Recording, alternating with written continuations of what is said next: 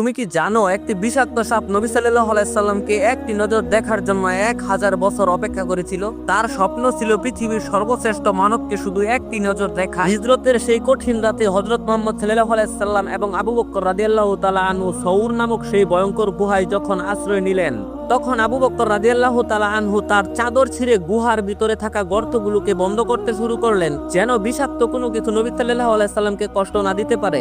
কিন্তু সব গর্ত বন্ধ করার পরেও একটি গর্ত যখন বাকি থাকে, তখন আবু বকর রাদিয়াল্লাহু তাআলা আনহু তার পা দিয়ে সেই গর্তে চেপে রাখে। কিন্তু সেই গর্তেই ছিল সেই 1000 বছর অপেক্ষাকৃত সেই সাপটি, যে নবী সাল্লাল্লাহু আলাইহি সাল্লামকে দেখার জন্য অনেক ব্যাকুল হয়ে আছেন। আবু বকর রাদিয়াল্লাহু তাআলা আনহুর পায়ের জন্য যখন সাপটি নবী সাল্লাল্লাহু আলাইহি সাল্লামের পবিত্র মুখ দেখতে পাচ্ছিল না, তখন সে রাগান্বিত হয়ে আবু বকর রাদিয়াল্লাহু তাআলা আনহুর পায়ে একের পর এক দংশন শুরু করে। বিষের তীব্রতায় আবু বকর রাদিয়াল্লাহু তাআলা আনহুর চেহারা নীল হয়ে গেল এবং তার চোখ থেকে পানি অনবরত পড়তে শুরু করলো। তারপরেও সে এক বিন্দুও শব্দ করলো না, যেন নবী সাল্লাল্লাহু আলাইহি সাল্লামের ঘুম না ভেঙে যায়। কিন্তু এক ফোঁটা পানি যখন নবী সাল্লাল্লাহু আলাইহি সাল্লামের চেহারার উপর পড়লো, তখন নবী সাল্লাল্লাহু আলাইহি সাল্লাম জেগে গেলেন এবং এই অবস্থা দেখে তার মুখে লালা লাগিয়ে দিলেন আবু বকর রাদিয়াল্লাহু তাআলা আনহুর পায়ে।